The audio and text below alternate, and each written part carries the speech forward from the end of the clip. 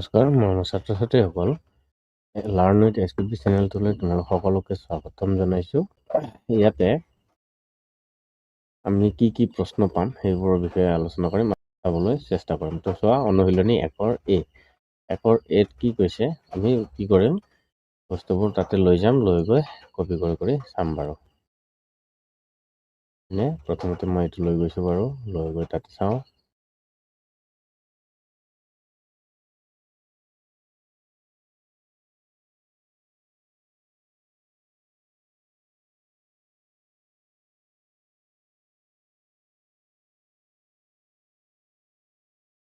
প্ৰথমতে আমি এইটোৰ বিষয়ে যদি আলোচনা কৰোঁ,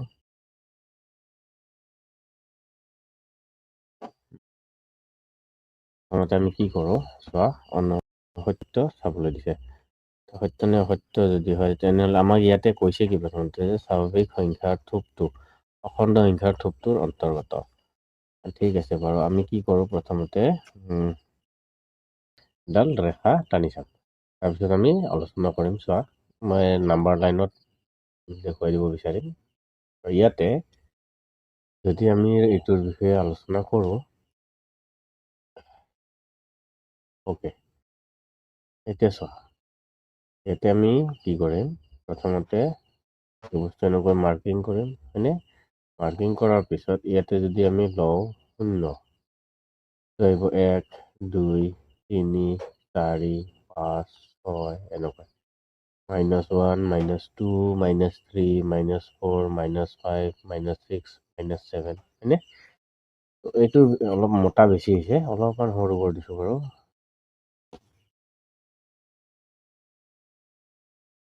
এতিয়া চোৱা, ইয়াতে কি কৈ আছে যে স্বাভাৱিক সংখ্যাৰ থোপটো অখণ্ড সংখ্যাৰ থোপটোৰ অন্তৰ্গত বুলি কৈছে। হয়নে? আমি এইটো চাব লাগে। হয়নে? এইটো চাব লাগে। তেতিয়াহ'লে মই বাৰু মাৰ্কিং কৰি মুছি দিছোঁ।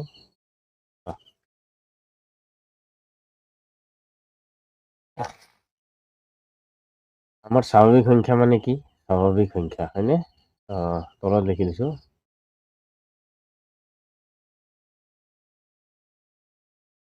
স্বাভাৱিক সংখ্যা।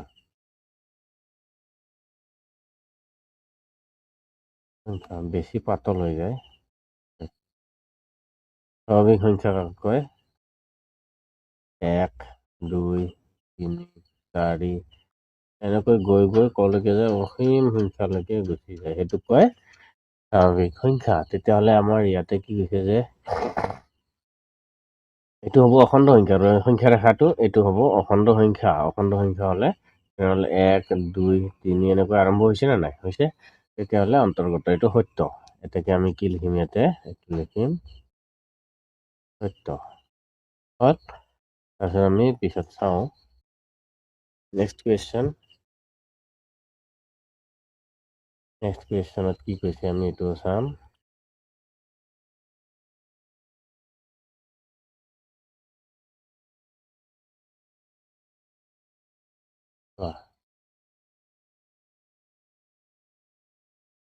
নেক্সট কুৱেশ্যন, হয়নে? আমি ইয়াতে যদি চাবলৈ যাওঁ, এইটোৰ চলিউশ্যনটো আমি কি চাম?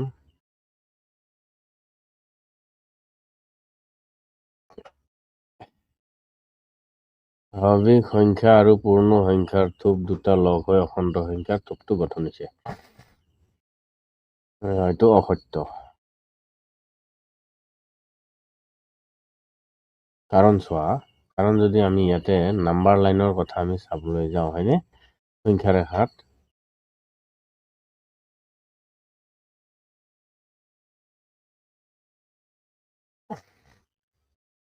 স্বাভাৱিক সংখ্যা ক'ৰ পৰা? এইটো 0, 1ৰ পৰা আৰম্ভ হ'ব, হয়নে? এইটো 2, এইটো 3।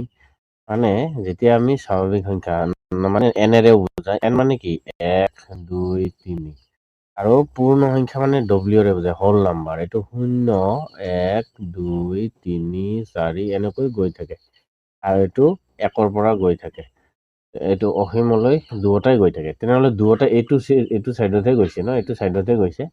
এইটো চাইডততো অহা নাই, এইটো চাইডটো অহা নাই। যদি অহা নাই তেনেহ'লে এইটো কি হ'ব? অসত্য হ'ব। বুজি পালা এতিয়া? কাৰণ সোঁফালেহে গৈছে সংখ্যা ৰেখাটো, বাওঁফালে কিন্তু অহা নাই। তো বাওঁফালে যদি অহা নাই এইটো হ'ব অসত্য। হ'ল, আমি আহোঁ পিছৰ কুৱেশ্যন।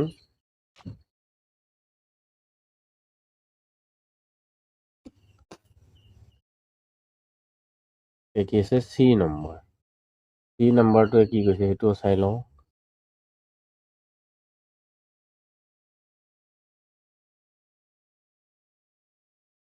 সকলো অখণ্ড সংখ্যাই পৰিমেয় সংখ্যা বুলি কৈছে।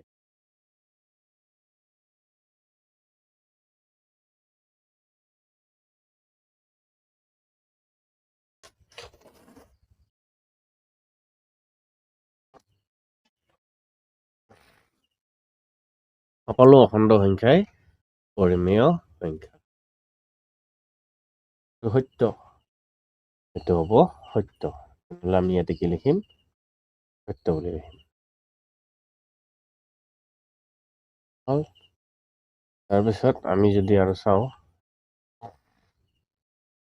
এতিয়া আহোঁ ডি নম্বৰলৈ।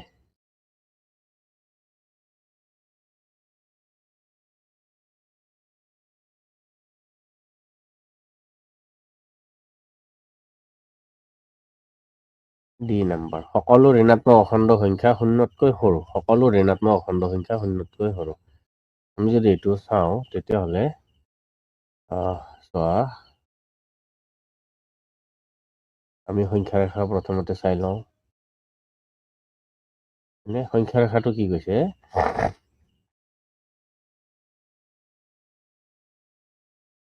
হ'ব শূন্য। ঋণাত্মক মান মানে কি? -1, -2, -3, -4, -5, -6 এনেকৈ সকলো ঋণাত্মক অখণ্ড সংখ্যা। তেনেহ'লে ঋণাত্মক অখণ্ড সংখ্যা মানে কি হয়? যিকোনো -x এইটো হ'ব শূন্যতকৈ সৰু। এইটো হয়েই, হয়নে নহয়? হয় যদি এটাকে আমি কি লিখিম? সত্য। সত্য বুজিবৰ কাৰণে এইখিনি। তাৰপিছত আমি আহোঁ পিছৰ প্ৰশ্নটো। 3 নম্বৰ হৈ গ'ল। এতিয়া আমি আহোঁ ই।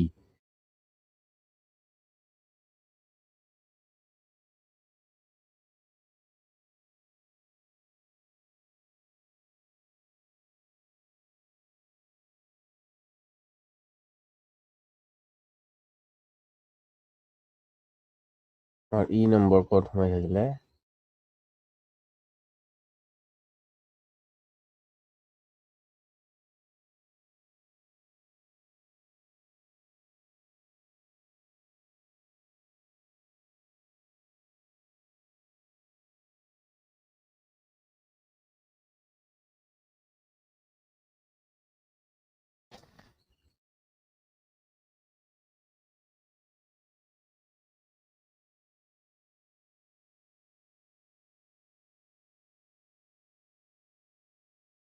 চোৱা, এতিয়া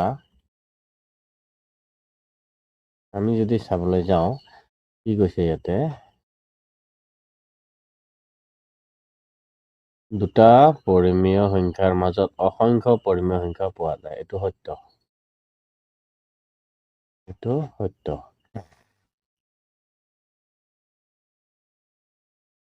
তাৰপিছত কি আছে? 2 নম্বৰত যোগ কৰা। অ'কে, 2 নম্বৰৰ এটা পাৰ্ট লওঁ, তাৰপিছত আৰু এটা পাৰ্ট ল'ম।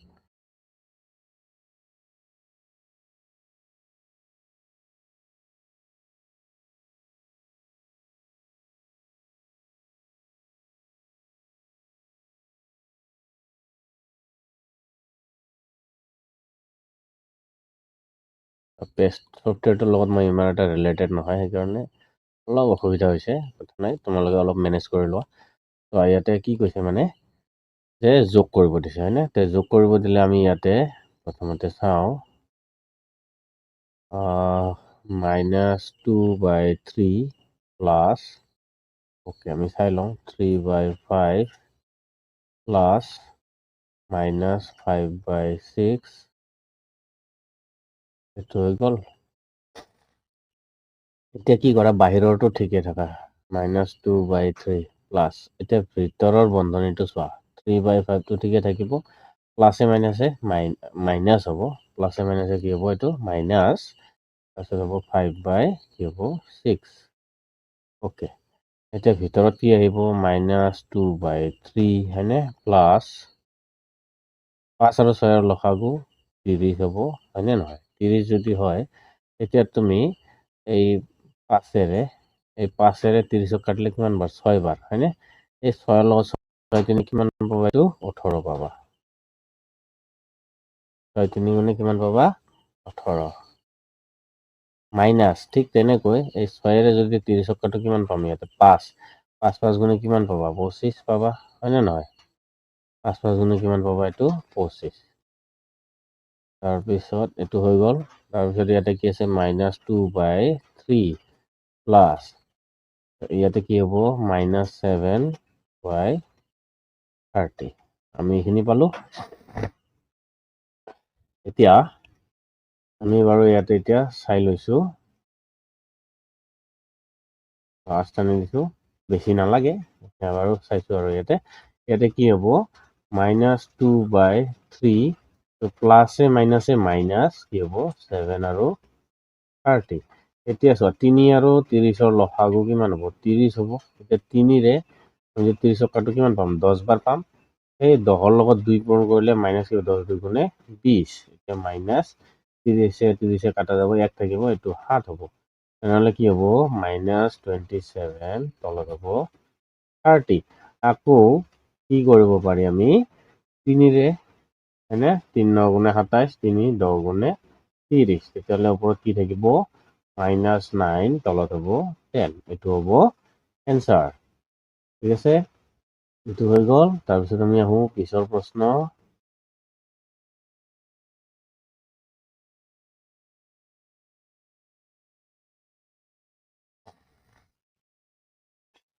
2 নম্বৰটো 2 নম্বৰৰ 2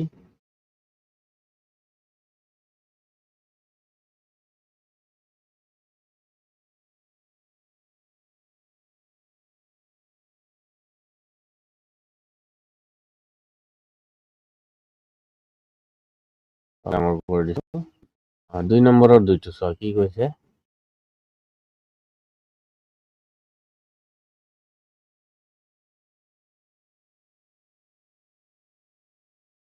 2 নম্বৰৰ 2টো প্ৰথমতে যদি আমি পাতিলো 7/3 -1/12 মাইনাছ আৰু কি আছে -3/-4 প্লাছ 7 ওকে প্ৰথমতে আমি কি কৰো 7/3 -1/12 এইটো মাইনাছ ৰাখিম ইয়াতে কি কৰিম চোৱা ভিতৰত যিহেতু মাইনাছ আছে মাইনাছ কাটা যাব হয়নে কাটা গেলে ইয়াতে আমি কি পাম 3/4 এইটো আকৌ ব্ৰেকেট নিদিলেও হৈ যাব এতিয়া 3/4 প্লাছ 7 এতিয়া গোটেইকেইটাৰে যদি আমি লসাগু লওঁ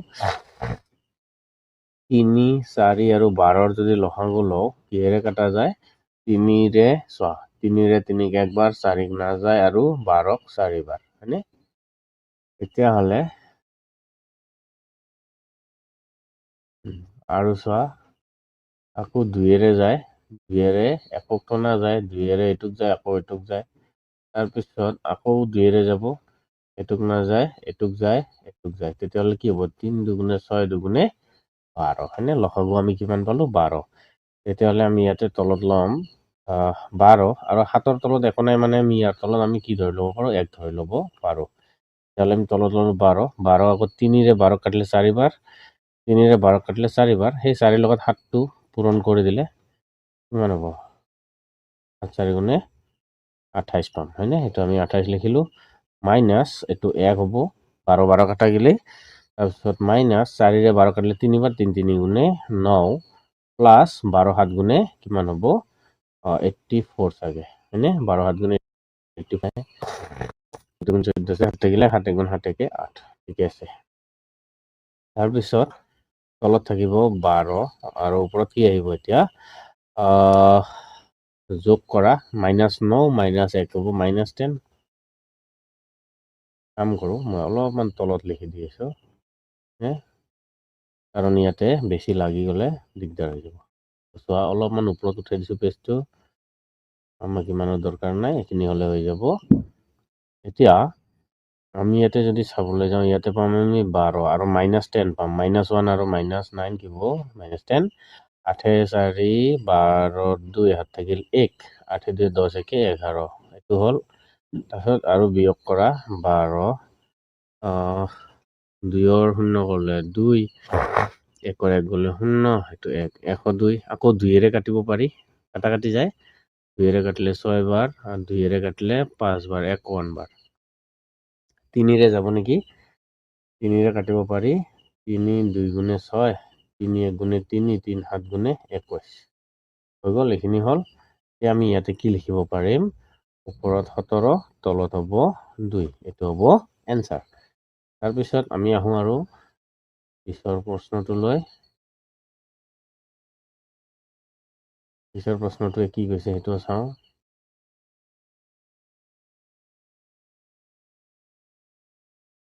2 নম্বৰ হ'ল এতিয়া আমি আহোঁ 3 নম্বৰ হয়নে নহয় কোৱা বুলি কৈছে আমি হয়নে নহয় কোৱা মানে কেনেকৈ কওঁ হয় নে নহয় চাব লাগিব আৰু এইটোৰো এটা শ্বৰ্ট ট্ৰিক নিয়ম আছে কেনেধৰণে চাবা সেইটোও মই দেখুৱাই দিম লাগি থাকা এনেকৈ ক'ত কি কৰিব লাগে সেইটোৰ বিষয়ে মই জনাই আছোঁ তোমালোকক ঠিক আছে এতিয়া চোৱা অলপমান ডাঙৰ কৰি দিছোঁ এতিয়া চোৱা ইয়াতে কি কোৱা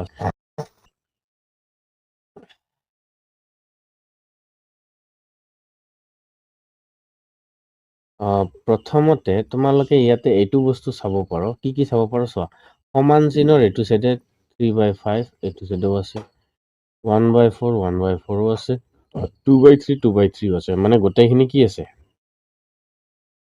সমান সমান আছে হয়নে এতিয়া গোটেইখিনি যদি সমান সমান আছে তেতিয়াহ'লে এইটো আমি কি কৰিব পাৰো আমি সমান হয় বুলি হয়নে নহয় কোৱা বুলি কৈছে তেতিয়াহ'লে আমি হয় বুলি কম হ'বনে আমি কাটি কাটি দেখুৱাব লাগিলে আমি কাটি দেখুৱাম এইটোৰ লগত এইটো কাটি আৰু ইয়াতে আমি কি কৰিম প্ৰথমতে আমি পাতি ল'ম 3/5 প্লাছ ব্ৰেকেটটো খুলি দিছোঁ 1/4 প্লাছ 2/3 বন্ধনী খুলি দিলোঁ তাৰপিছত 3/5 প্লাছ 1/4 প্লাছ 2/3 বন্ধনী খুলি দিছোঁ বন্ধনী খুলি দিলে প্ৰথমতে আমি সমান চিনৰ এইটো চাইডে আৰু এইটো চাইডে এইটো কাটি দিম তাৰপিছত সমান চিনৰ ইফালে 1/4 1/4 কাটি দিম তাৰপিছত আমি আৰু এটা কাটিব পাৰোঁ 2/3 আৰু 2/3 ইফালেও আছে আমি এইটোও কাটি দিব পাৰোঁ তেনেহ'লে কি হ'ব এতেকে হয় হয়নে নহয় কোৱা বুলি কৈছে হয় এইটো হ'বই হয়নে নহয় তাৰপিছত আমি আহোঁ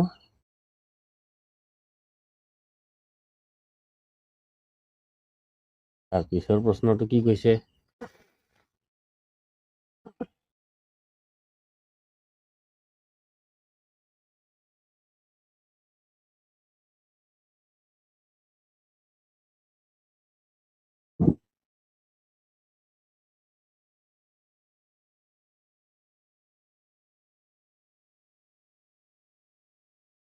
এইটো সমাধানটো মই এইফালে যদি লিখি দিওঁ সমাধান সলিউশ্যন হয়নে ইয়াতে আমি কি কৰিছোঁ 3/4 হৰণ 2/3 সমান 2/3 হৰণ 3/4 এইটো কিন্তু সমান নহয় সমান কিয় নহয় 2/3ৰে 3/4 হৰণ কৰিছোঁ আকৌ 3/4ৰে 2/3 হৰণ কৰিছোঁ এইটো সমান কেতিয়াও হ'ব নোৱাৰে কিয় নহয় তোমালোকে যদি চোৱা ইয়াতে যদি আমি চাওঁ কাৰণ মই এটা দেখুৱাই দিছোঁ বাৰু এইটো কাৰণ এইটো কাৰণে লিখিছোঁ যাতে তোমালোকে জানা আৰু ঠিক আছে 3/4 হৰণটোক যদি আমি পূৰণ কৰোঁ ওপৰত 3 গুচি যাব তলত 2 আহিব আৰু এইটো আগফালৰটো ঠিকেই থাকে এইটো যদি পূৰণ কৰি দিওঁ ওপৰৰটো তলত আহিব তলৰটো ওপৰত গুচি যাব ঠিক আছে এইটো যেতিয়া হয় এইটো সমান হয় জানো সমানটো নহয় দিছ ইমপ্লাইজ চোৱাচোন সমান নহ'ব 3 3 গুণে 9 4 2 8 হয়নে ইয়াতে 4 2 8 3 3 9 ক'ত সমান হৈছে কাৰণ দি লিখাটো এইটো হ'ল তোমালোকৰ জানিবলগীয়া কথা আৰু জানাৰ কাৰণে এইটো বস্তু দিয়া হৈছে হ'ব আশা কৰোঁ তোমালোকে বুজি পাইছা এইটো বস্তু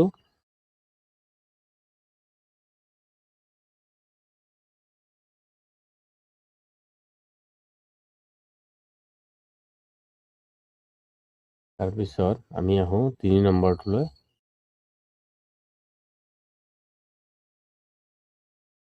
3 নম্বৰটোৱে কি কৈছে?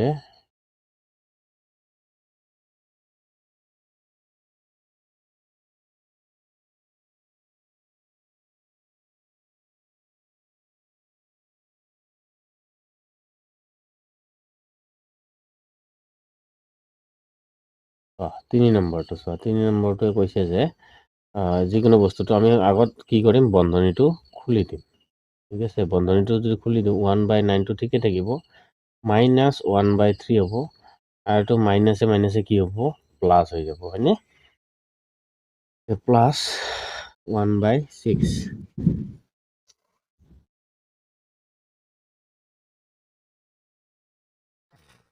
হৈ গ'ল। তাৰপিছত সমান 1/9 -1/3 তাৰপিছত -1/6। তো তোমালোকে জানোই কাটাকাটি কৰিব পাৰি। 1/9 1/9 পজিটিভ আছে, কাটিব পাৰি, আৰু কোনোটোৱে কাটিব নোৱাৰি, হয়নে? যদি নোৱাৰি তেতিয়াহ'লে আমি ইয়াতে কি লিখিম, -1/3 + 1/6 does not equals to -1/3 -1/6। এতেকে নহয়, লিখি দিব পাৰি, হয়নে নহয়? তোমালোকক এতিয়া বুজাব লগা মই বুজাই দিছো এইখিনি। এইটো নহয়, তলত লিখি দিবা এতেকে, কি লিখিবা, এতেকে নহয়। হ'ল এইখিনি, হয়নে নহয়? সত্য নে সত্য বুলি কৈছে, এইটো বস্তু ইয়াতে এনেকৈ কৰিবা। তো এইখিনি তোমালোকে চাগে নিশ্চয় কৰিবা, মই ভাবোঁ। তাৰপিছত আহোঁ পিছৰ প্ৰশ্নটোলৈ। 4 নম্বৰ। 4 নম্বৰত কি কৈছে আমি এইটো চাওঁ।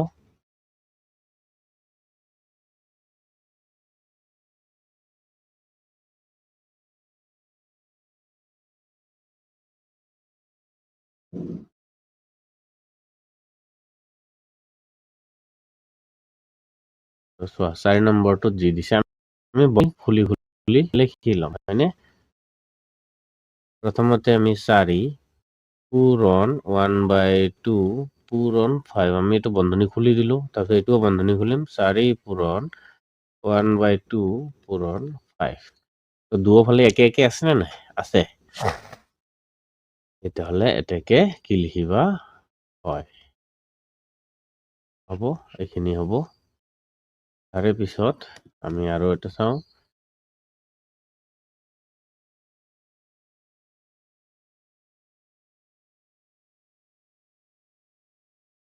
মোক হয়নে নহয় কোৱা বুলি কৈছিলে। এতিয়া আমি আহোঁ 5 নম্বৰ। 5 নম্বৰটোৱে কি কৈছে আমি এইটোও চাওঁ।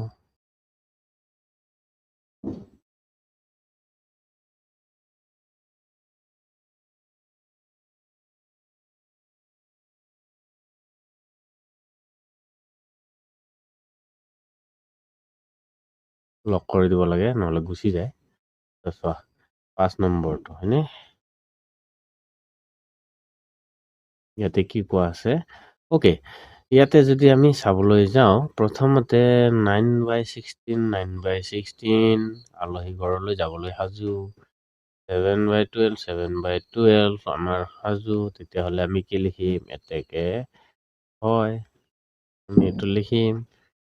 ঠিক আছে, আমাৰ এইখিনি হৈ গ'ল। তাৰপিছত